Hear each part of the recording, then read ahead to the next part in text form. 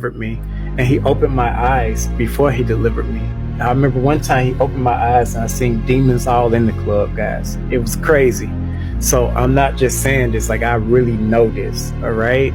So demonic atmosphere is not just a place, it's a spiritual climate. When believers or unbelievers entertain these atmospheres, they may begin to hear demonic voices, whether internally, in your mind, in your soul, in your spirit, or through individuals who are influenced.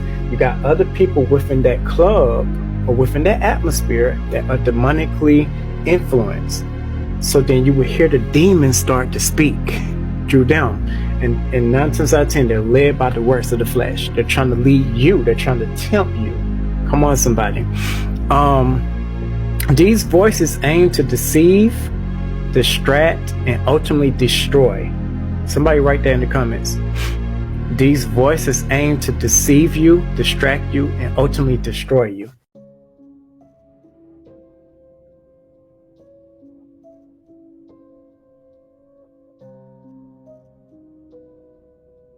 Nightclubs are spiritual access points. It can be bad, depending on what you're doing in there.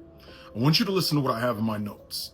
Nightclubs are not just buildings with music, they are spiritual access points where unclean spirits are invited through agreement. In Hebraic thought, the environment that you create, a little sanctuary, means that wherever you gather, worship, or open your soul, whether it be to God or the flesh or the enemy, of course, with the flesh, you are building a spiritual house for something. In the club, you're not lifting up holy hands, you're lifting up things to do with lust, all right? You're lifting up lust. You're lifting up things to do with the enemy, okay? People may say, Ty, how is it putting together a little house? If you remember what demons say, what Jesus said demons say, a spirit goes out of a man seeking rest, finding none. He tries to return, and he calls it his house. And he returns with 7 more demons worse than himself. He thinks the human body is his house. In the same way, the temple of the Holy Spirit, the human body. The environment that you create with your body, wherever your body is a little sanctuary, okay? Whatever environment you create through what you do, you could be there, saying that you're lifting holy hands all you want, but you're there lifting up lust, lifting up women's skirts, lifting up shirts, lifting up all this stuff. I could have said more. No, that's not a game that you want to play with God. Something else that you have to understand is that worship draws presence. The reason I mentioned lifting up your holy hands is because when you lift up your hands and you go forth in worship, now I'm not saying all the time when you lift up your hands is worship. I'm not saying that, okay? But whenever you do lift your hands up in submission, you're submitting yourself to something that is a form of worship. As I'm looking around, things start to change. I start looking at the people around me, and it's them, like how you would see me now. But when I look at their faces have now transformed.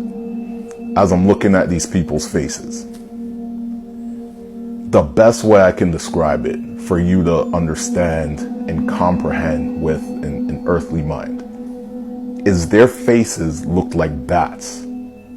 Some of these other people that I seen, their eyes were completely blacked out, like the sockets were, like how you would see on a skull, the sockets were completely blacked out.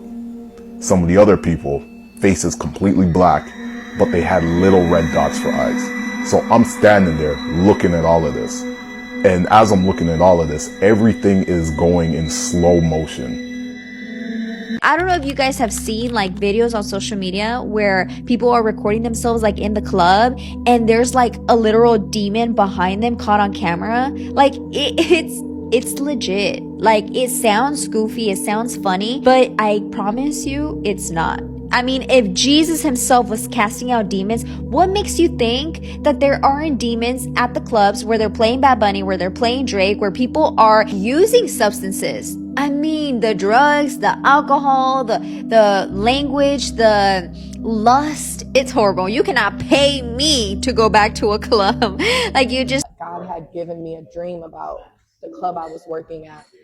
And I seen the bouncers and like the security, and they were all demons. Like at my job, like I seen them standing there, and they're all black, but they were demons.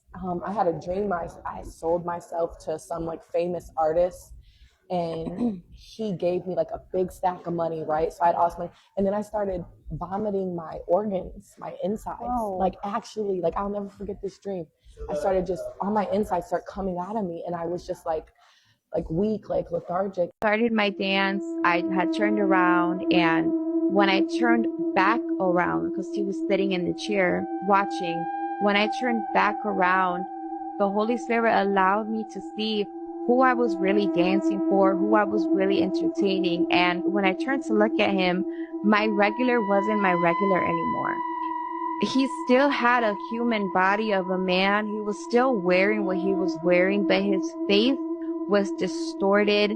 He had sharp teeth. His eyes were like black, and he just had this nasty look on his face, like this nasty, perverted lust, like, but the kind of lust where you're like, oh my God, I'm in trouble. Kind of like, don't look at me like that. Like, I literally like felt like fear and like disgust, like flood over me. I was so afraid of what I was seeing that I literally like grabbed my heels and I ran back to the dressing room.